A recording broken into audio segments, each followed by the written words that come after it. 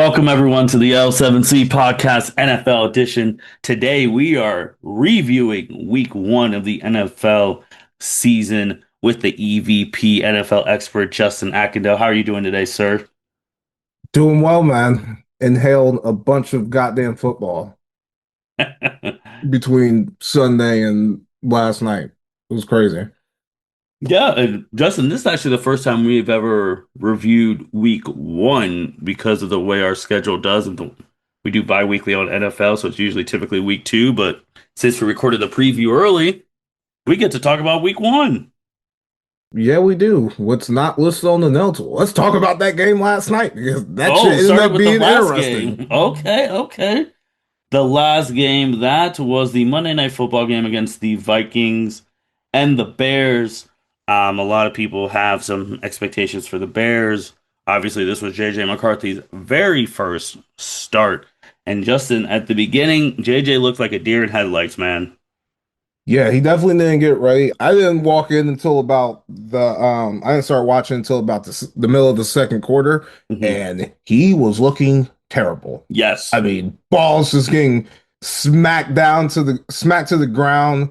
Not seeing the field correctly. He did at the end before going to halftime, have a nice little pass to set him Hmm. up for the field goal. But then he comes out in the third quarter, throws the pick six, which Hmm. was a bad pick six, and then everything in the fourth quarter just turned around. He turned into a different guy. He kind of looked like how he did against OSU when they won the national title. Started running on them, getting the ball out. The run game for Minnesota started looking better, and then Caleb Williams pretty much the entire game that I was watching was not playing well. And then towards the end of that third quarter, Minnesota's defense, Brian Flores, just started turning up the pressure on them. I remember one drive they got Javon Hargraves got two back-to-back sacks, and then that's when you were texting the group message saying the Vikings suck and shit. And then they scored a touchdown to go up 20 to 17. And then in the fourth quarter, they get the JJ McCarthy runs it in to go up 27 to 17 with that 10-point lead. And then once they took that 10-point lead, I'm like, oh yeah, the Bears are screwed. Like they're not about to pull this one out. The Vikings scored 21 points in the fourth quarter. 21 points. Yeah, Like, man. The Vikings, like, they got one of the best coaching staffs in the NFL between Brian Flores running the defense and Kevin O'Connell calling plays. Like, that's a good coaching staff right there. I just couldn't. Maybe just because I should have expected it because of the games that we're going to talk about again that happened before this game, but they just look so terrible. It- The Vikings and the fact the Bears couldn't just put them away. yeah, they did look the Vikings at the beginning of the game were looking shook, but hey, they found a way to win. They got turned around, and shouts to them for a big win. And you brought up Ohio State, how he looked when they won that national championship. Hey man, for three quarters, OSU fans, I was watching what they were saying on the socials. They were loving it. McCarthy's trash. He can't do anything when he doesn't have Harbaugh or they're stealing his plays, blah blah blah. That fourth quarter came, everyone just went silent, jaws dropped, and like we're just posting dots. Can't believe it. Hey, he did it to him. He did it again. The same he did in the game in 2023. I love it, man. Well, since we started with that last game, let's just work our way back from that Monday night to the Sunday night then, because Oh God. we had we had Ravens and the Bills. You actually said on the preview from a betting thing, this is just one you stay away from and you just watch, like because it was like only like a 1.5, 1 point spread, something like that. Man, I still took Baltimore.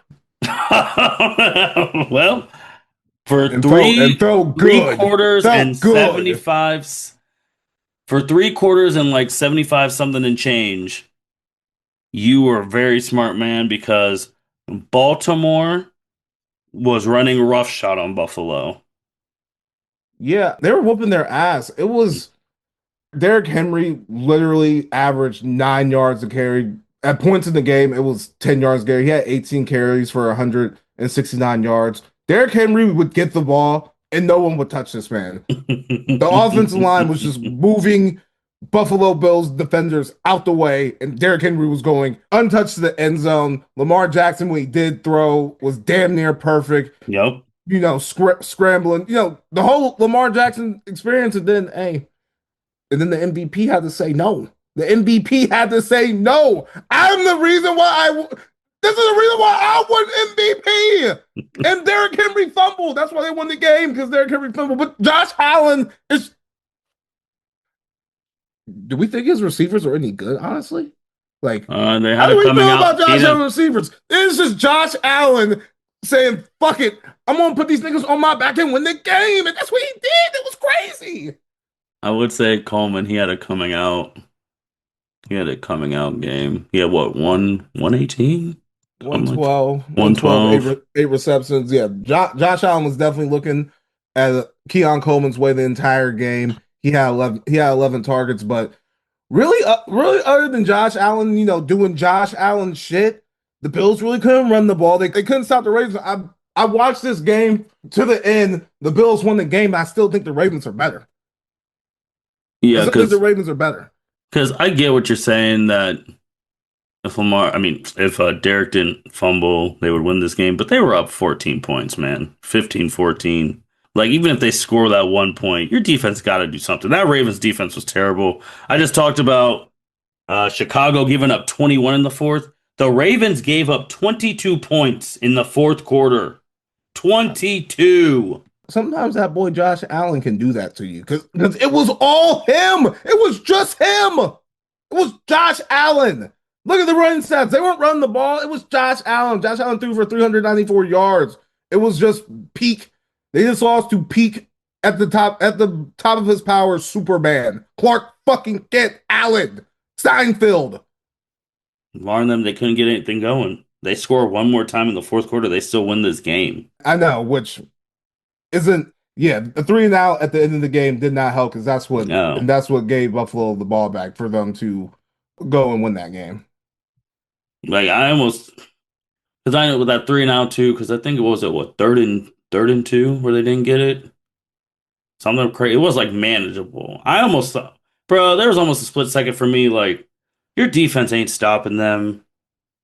If you go for this on fourth down, you win the game. I was almost contemplating. I was like, bro, y'all go for this because your Yeah, defense is abysmal. yeah, it was. Yeah, honestly, you're probably right. It was 4th and 2 at their own 39-yard line, Hmm. and they kicked it back to Buffalo with a minute and 33 left. You knew you weren't about to stop Josh Allen at that point. You probably should have just went for it on fourth down. That's what I'm If you do that, saying. you win the game. Yeah, actually, now that you put it that way, I agree with you. It's John Harbaugh's fault. Yeah, Like, he's giving up the, like he's he giving up the like he most lost double them digit. that game. I don't understand why you would not go for it in that situation because you Hmm. already know, like the Bills have all the momentum. Even if shit, it's your fault anyway if they don't get the first fourth down, so you might as well go for it.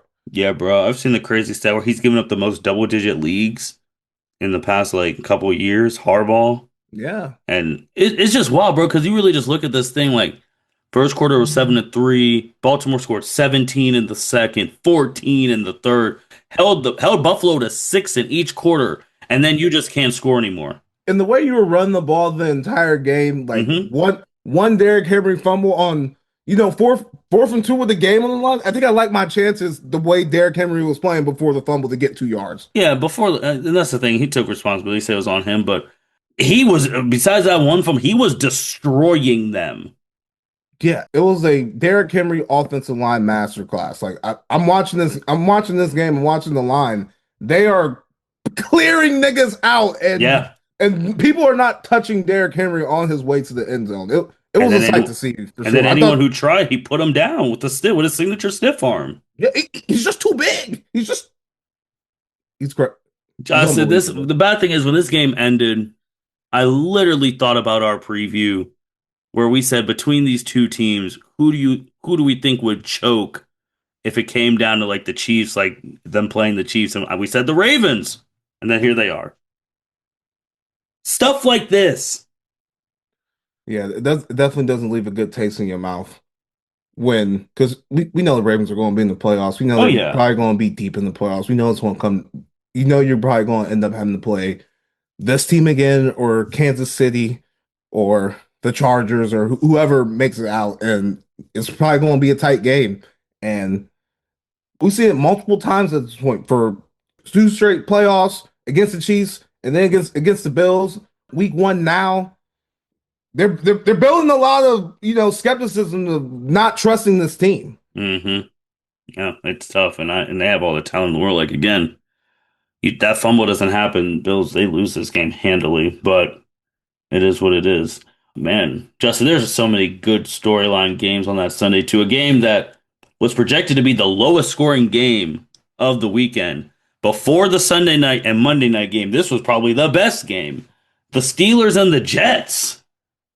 Yeah, unbelievable.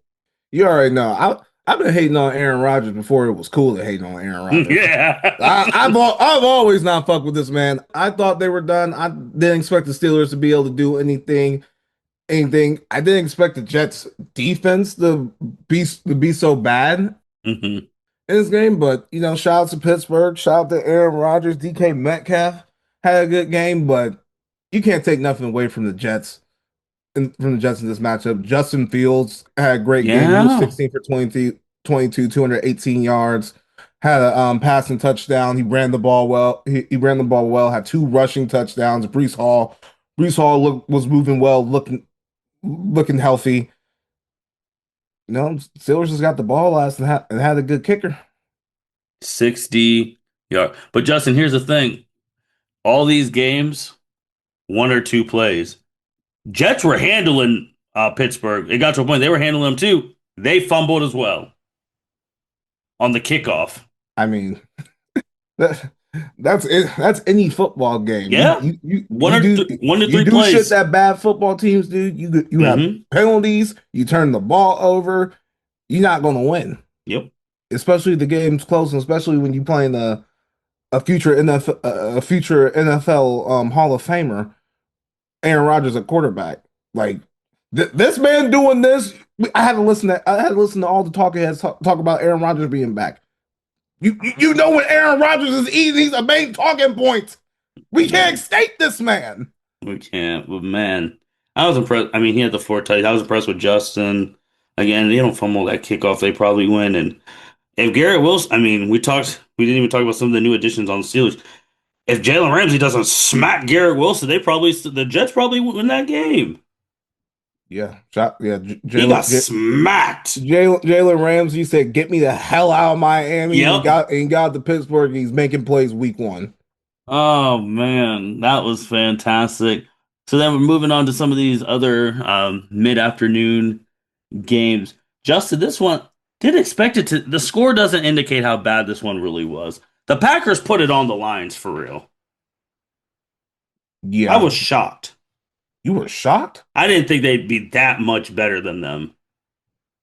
I Week wa- one. I, I kind of expected this. I bet on Green Bay. I had Green Bay and a teaser that hit. Hmm. I was all over Green Bay. Just a lot of turnover with the lines, especially with those coordinators losing Aaron Glenn, who's head coach of the Jets right now, and Ben Hmm. Johnson, head coach of the Bears. I just thought that it was going to be tough slam for them on the road against Green Bay. Green Bay, making the trade for Michael Parsons, getting all that hype, and absolutely living up to it that week one game. Yeah, they really did. Detroit couldn't do anything. There Not was a damn nothing. thing. There was nothing down the field. They couldn't run the ball, and if they don't get their run game going, you already know they're going to be sitting there passing. And then with that Packers pass rush, man, it was cooked. Like Jared Goff was sacked 4 times. It was just tough sledding for him. And you already you said it how Aaron Rodgers, it's inescapable now that he's thinking. The Packers playing like that, it's inescapable too, because everyone's saying like, is this now the new number one team in the NFC? And we're having that talk because of their performance. I was like, I think it's a little Mm. too early for that. We'll see on Thursday. Yeah, we'll see how they play against the Commanders on Thursday night. But like I said, I bet the Packers No, you were right. before they You got Micah Parsons and they were going to be number one in the NFC. So I think That's they're going to be good. Malafleur is a good coach. They have a nasty defense. Jordan Love has plenty of motherfuckers to throw the ball to. Josh Jacobs back there at running back, good offensive line. Like they going. you were smart. You were real smart on that one, and you brought his name up because we didn't get to talk about it. Quickly, Justin, thoughts on Mike actually getting traded to Green Bay? Um, yeah, it's honestly crazy that Micah Parsons is a Green Bay Packer. Hmm. Jerry just absolutely fumbling that player, not wanting to negotiate with his agent, which is absolutely insane because all the contracts that you've given out recently, CD Lamb, that Prescott, after the fact, fucking Deron Lamb, Jake Hmm. Ferguson. I know you worked with agents the entire time. Hmm. And I don't know why you're trying to make him hold firm on a deal that was not negotiated with his fucking agent. Like Jerry Jones, you already know how this shit goes. You've been a NFL owner for over 30 goddamn years. You Hmm. know, you gotta run shit with the agent. And Michael Parsons felt disrespected, which I will feel disrespected. He's been one of the best pass rushers since getting into the NFL. So you Hmm. would think this shit will have already been dealt with. And then you trade him and get the picks, which is fine. But if you already knew you wanted to do this, if you already had question marks about him, because after the trade happened, you get all the reports coming out of Dallas, how like, yeah, the players ain't really fuck with him. Dak ain't really like him. You knew all this shit. You knew all this shit going in the training camp. Why didn't you fucking trade him there in the draft and got more draft Hmm. capital? Just, but I'm not as mad as I would have been because Dallas did look pretty good against pretty good against the Eagles, even though they did not win that game. And I don't think we're going to be as shitty as all the experts claim we're going to be. But I kind of want them to. I want them to be asked so we can shake some shit up because that's the only way that Jerry Jones will make some significant change. If these niggas is really ass of the league, not being talked about, and quite frankly irrelevant. That's what needs to happen for Jerry Jones to make changes or give up the reins. Again, don't want to be an overreactor on week one, but Justin, I don't think it's possible for the Cowboys to be more ass than, oh, let's just get this out the way, a loser of the week, the Miami I Dolphins. I know. Let's just get that out of the way. You'll probably listen to the, actually, no, you'll probably listen to this. This will probably be up for the college football pod, but that I didn't No, want to no, bring it them up. won't. I didn't want to bring that up for loser of the week over there. Let's just get that out of the way here. We're not even going to hold suspense there, Justin. They were awful. They were terrible. They're terrible. Now, I already wasn't very high on this team coming into the season. Tua had 3 turnovers, and they made fucking Daniel Jones look like a MVP candidate. Hmm. They, they scored every time they touched the football. Hmm. They scored every time they touched the football. Tua looked fucking terrible. Tyreek Hill didn't do nothing. Tua was sacked 3 times. The line wasn't blocking shit. Like I said, they could not stop Daniel Jones. It was just an ugly performance. The Colts were one of my survivor picks in one of the 4 or 5 survivor leagues I recently joined right before the season start. And if Daniel Jones is doing that to you, what the hell are you about to do when you gotta play Josh Allen? What the fuck are you gonna do when you gotta play Justin Fields? Because Justin Fields can run that shit to you. You gotta play them twice. You let's just look at their schedule and I can go through the quarterbacks and not guess. Hold on. Like I said, you gotta play Buffalo. You gotta play Justin Fields. You gotta play Justin Herbert, Michael Penix, Lamar, Buffalo again, Jaden Daniels, Aaron, Joe Burrow, Baker Mayfield. These are some of the quarterbacks you gotta play, and you let Daniel Jones do that to you. I can only imagine how ugly some of these games are going to get for the Miami Dolphins. I don't think we're overreacting when we're saying this. They're probably going to be the worst team in the NFL. I just want to put this in perspective. This was their first 4 drives. First drive, Tua pick. Ooh, Second drive, Tua fumble. ooh, Third drive, punt. Fourth drive, Tua pick. ooh. And you could, there's Colts scored on every possession. Do you know how bad you have to be? And there's been some bad teams in the NFL, but for a team to score on you every possession they have, that is Bad. It's terrible. Like it's like a college term, loss of institutional control. Uh-huh. Mike McDaniel don't got no control of these boys. He Oh don't. yeah, they got us. I'd start selling now. I don't even He don't. He don't even cooked. waste time. Just He's start. cooked. Yeah, he's going to be an offensive coordinator somewhere by the end of by this time next year. They're not. No, that's over and done with. Is there Patriots? Is there game against the Patriots this Sunday a must-win game? Yeah, Because they gotta go Buffalo on Thursday, week 3. You know, Josh Allen about to drop 50 on those niggas. That's yeah, what he do against the Dolphins. yeah. It's a must win. Shit for the Patriots. Hopes they got to win too since they took that L to Oakland. I mean, I think Patriots are Yeah, going to win, but Miami's got to show some fucking pride, bro. Like that was just bad. yeah. They got him at home at 1 o'clock. No one's gonna be watching. No one's gonna be watching that shit except on Red Zone. But Nope. yeah, like the schedule gets tougher. That's looking. The schedule gets tough. Then you got Buffalo, and then you got the Jets, and then you got the Panthers that might be a win. But I don't know. Y'all niggas suck. Yeah, they're terrible. That was just abysmal. And another team, a team that they did win their game, but they just looked bad too. The Bengals. Shout out to them. They had no business winning that game. None. They had absolutely no business winning that game. The after the script after that the first drive, the Bengals really could not do shit offensively. The Browns out outgained them. What first downs at? They don't got actually. Yeah, outgained them. The Browns had 11 more first downs than the Bengals. The Bengals only had 7 yards in the second half. Hmm. In the second half of the game, fucking Cleveland is rookies like Dylan Sampson and what's good Harold Fannin, who I like. I think he hard. He taking Njoku's job. They like that boy, but hey, credit to the Bengals for getting the win because that's something that they haven't done in a while, winning week 1. And hey, like Joe Burrow said, they didn't win none of those games last year. So it's good. It's good to see them win a close game. You know, win some games that they ain't supposed to, because that's what the good teams do. They win games that they ain't supposed to win. Agreed. Agreed on that, man. If you're a Browns fan, you just find more and more ways to get disappointed at the team because they should not have lost that game. They shouldn't. They're They gonna be a should. tough out though. They're gonna be a thorn in everyone's side. It will be. Justin, we both picked the Chargers to win this game, and they won in Brazil.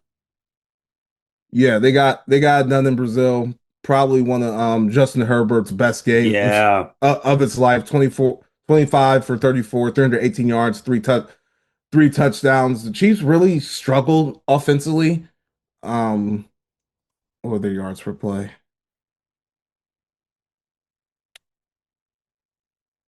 Huh. I can't find it, but yeah, they struggled. Patrick Mahomes only having 6 yards of attempt. They couldn't run the ball other than Patrick Mahomes scrambles. He did score a touchdown.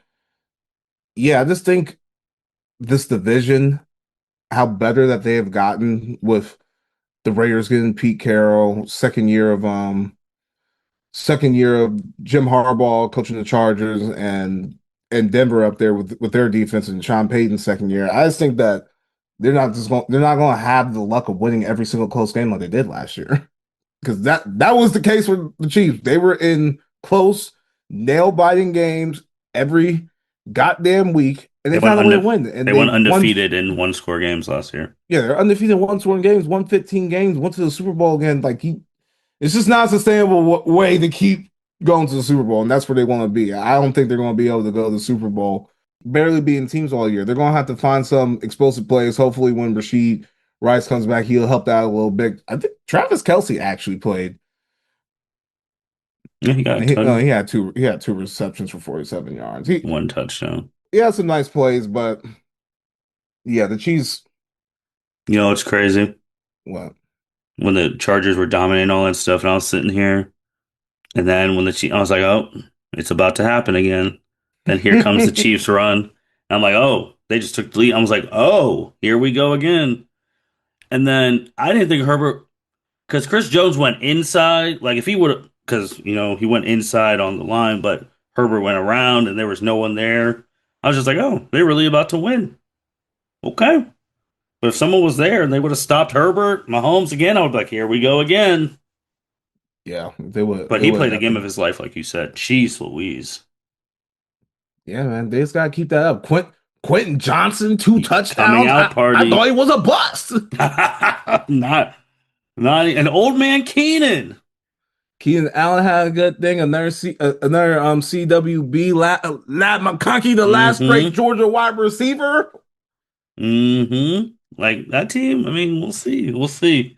Now, Chiefs 0-1, something we're not used to seeing these past couple of years. Justin, Good. And they week got two. and they got the Eagles next week. Let's start on it. Super Bowl preview. I mean, no, Super Bowl like rematch. I'm sorry. Rematch. Yeah, not Rematch. well, yeah, hopefully not preview. But you're already doing it big. The 425 game rematch week two for Arrow. It's in Arrowhead because the Chiefs were like, if we're going to Brazil, we're getting this game in Arrowhead week two. Fox So, is broadcasting. Fox is doing the pregame show from Arrow from Kansas City. They not even from their Yorville spot. they hyping this bitch up. And then the Eagles just came off the win against the Cowboys. Eagles are current favorite. Who you like in this? Man, ooh, this is really tough. Both of these, the Chiefs are off a loss. They actually went to Brazil and lost their game. Hmm. The Eagles won, but it was way too close for their comfort, I believe. I think the Eagles are better. I think the Eagles are better than Kansas City. I think they have the better roster. The coach is about even. Actually, no. Kansas City's definitely a better coach team. I still think Nick Sirianni is a fucking bad coach. I don't care if he has a Super Bowl win or not. Like, shit, I could coach the Eagles if all I gotta do is hand the ball to Saquon Barkley. So I think the Chiefs win this one at home, off a loss. They're gonna be pissed off. I think the Eagles are going to do some dumb shit. Have a bad penalty late. Leave it open for Patrick Mahomes to do some Patrick Mahomes shit, and Harrison Buckner going to kick a field goal and win the game. That's what I think about to happen. I think the Chiefs win because they need to win. They didn't. You can't start as someone who's watched the Bengals. You can't start 0-2 in the AFC, You digging yourself a grave if you're doing that. You just unless might as well just get the shovel out and dig your own grave. especially in a good especially in a good division. You already got the Broncos, who they didn't. Bo Nix did not look good, but still they're pretty good. You got the Chargers. Their defense Yeah, saved them from losing that game. yes, they did because Bo Nix was terrible. You got the Chargers, who you already just lost a head to head to, so you can't start 0-2. You cannot. So yeah, I got the Chiefs winning the Super Bowl rematch. All right, Justin. Now that's going to be the 425 game on Sunday. Let's go to the Thursday night game, which we have a good one. We got the Young Guns. We got the Commanders at Green Bay. I think I like Green Bay here to win the game. I think that Green Bay's defense is going to give Jaden Daniels hell. Personally, I think this is about to be a tough game for him to have to deal with. They haven't played each other since 2022, so Aaron Rodgers played in that. Aaron Rodgers was still quarterback then, so can't really go off that. I think Matt LaFleur is a good coach. The Commanders really didn't impress me this past weekend against the Giants. Yeah, I think I gotta go Green Bay here. Okay. I don't. It's at Lambeau too. I don't disagree. I think Green Bay wins this game. A game of man. We're staying with the NFC North. A game of 0-1s. Bears, Lions. Justin, I know you were pretty. You had the Bears. You liked the Bears preseason, didn't you? Yeah, I did. So it's, you can't go 0-2 within the division early for No, both of these teams. no. The Lions are 4-1 in the last five matchups against the Bears, but that was with Ben Johnson offensive coordinator. Detroit Hmm. has lost some pieces. I know they lost two interior linemen plus their coordinators. Like I said before, whoever loses this game is just digging themselves a grave, and they'll both be 0-2 in the division. So it's definitely a big game for both teams. I think I'm gonna roll with my prediction at the beginning of the season. I had the Bears as a playoff team, and if they want to make the playoffs, I think they're going to have to win this game. Just for vibes, honestly. I think Detroit can withstand a 0-2 start because Dan Campbell has been this shitty before. Yeah. Yeah, that's safe to say. They've been this shitty before and they dug themselves out of it. The Bears, on the other hand, new coach, second year Caleb Williams, people are already questioning him. That big prime time standing low spot on Monday, not performing well. I think the Bears have to lock in and get a win here. So I'm gonna go with the Bears. Bears were looking good until the fourth quarter. Detroit did not look good at all. There are Uh, more questions on Detroit right now than they started slipping in that game in the fucking third quarter. If they don't get that fucking pick six and that garbage time fucking touchdown at the end of the game, they didn't score in the second half. oof. I think the Lions win this one. I think they're gonna be they just did not look good, man. They just look terrible, so they gotta show something. And Jared Goff's not going to give them 7 points off a pick six. I'll tell you that right now. Yeah, so The Bears don't have their corners. It's a little concerning. I'm not going to lie. I need to see what this line does, but I think Ben Johnson has to know something about the Lions defense, and that does give them a little edge.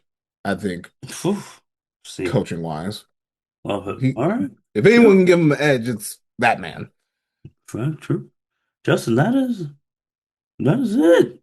Now we're just at winners and losers. Oh man, There was a lot. I mean, just in the NFL itself. yeah, just in the NFL itself. We'll go winners. Shout outs to shout outs to your boys Tampa, Emeka Ibuka. Yes, sir. They they pull it out. God damn it. Fucking Falcons, man. Three Tutty Baker. It doesn't matter. It doesn't matter with them, bro. They always find a way to like fuck it up at the end. Michael Penix looked good though. You did. That was nice to Bijan see. powerful. Yes, Bijan hard. They couldn't run the ball with him, bro. They couldn't actually run the ball. Like that's concerning. Like I need Atlanta to be able to run the ball. Ohio State receivers in the NFL in general, Yep. they were all scoring touchdown. Garrett Wilson, Marvin Harrison Jr., Jackson Smith, and Jigma had a big game. And Mecca Ibuka. Mhm. I won't say Chris Olave because he got knocked out of the game by a Yep. Michigan player at that, so we'll leave him out of that. But yeah, shout outs to Brian Hartline for getting those boys ready for the NFL, and they got to the NFL and they are still producing and making plays all the goddamn time. Um, Just real quick on the Bucks. I don't know if it's changed since this morning. They have the Bucks as an underdog against the Texans on the betting sites. really?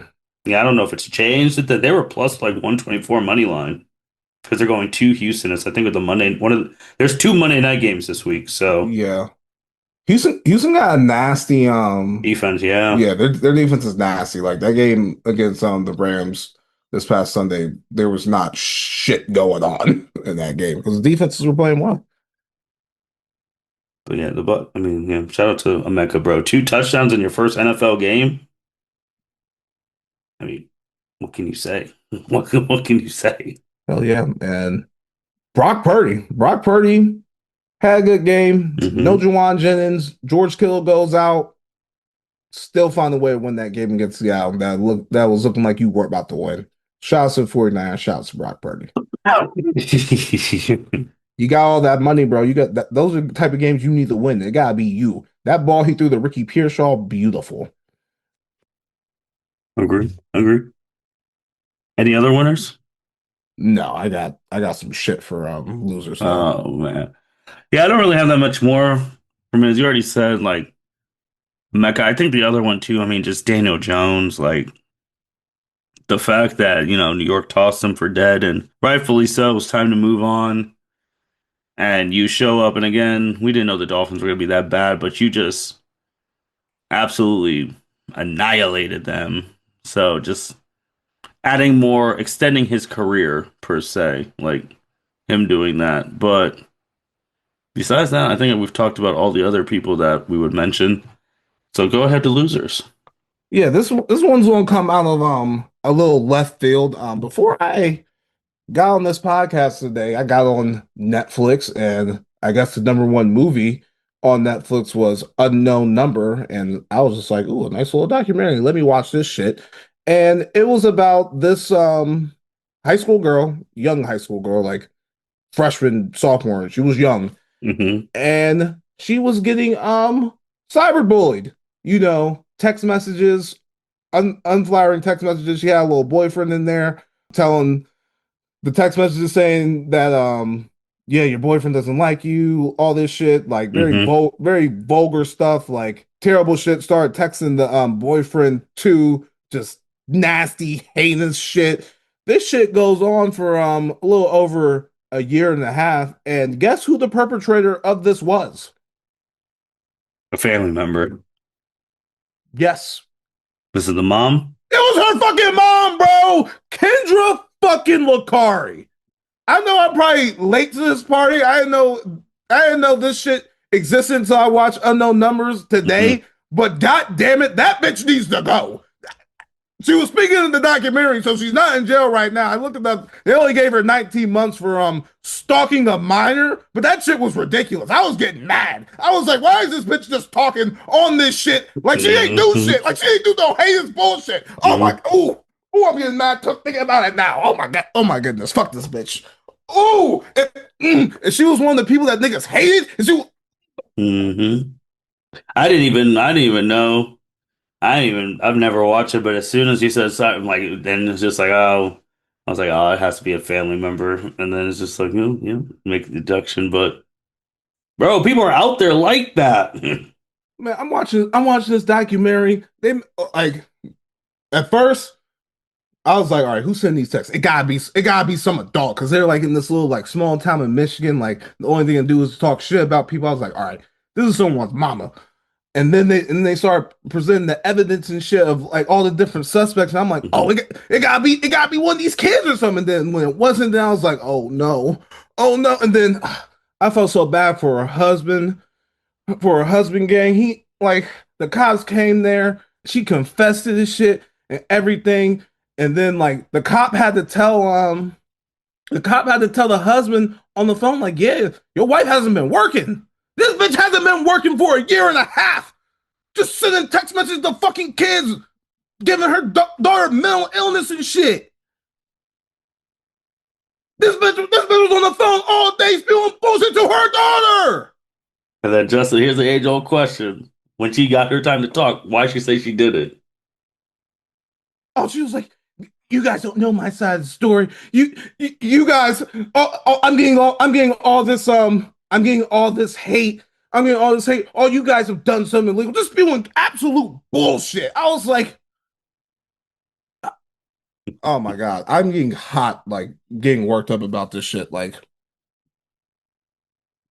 Crazy, yeah, man. it kind of ruined my day. I'm not gonna lie.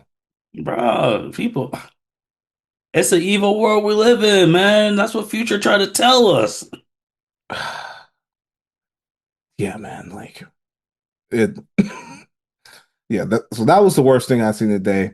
Kendra Lakari is not in jail, but she fucking should be in jail. And I don't advocate spitting on people, but if I saw this bitch in public, I think I might spit on her on some Jalen Carter shit, bro. No cap, because like this bitch had the audacity to really try to explain her actions. Like there ain't nothing to explain. What the fuck is wrong with you?